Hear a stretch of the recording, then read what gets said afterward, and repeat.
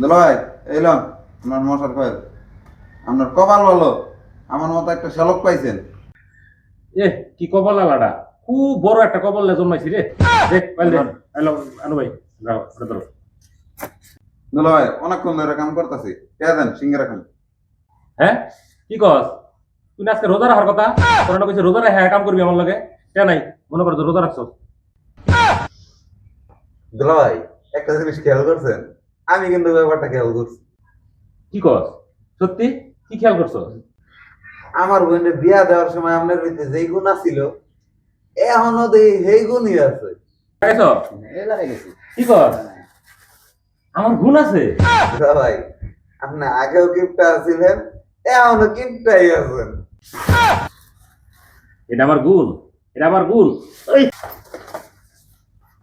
কিপটা করে কিপটা।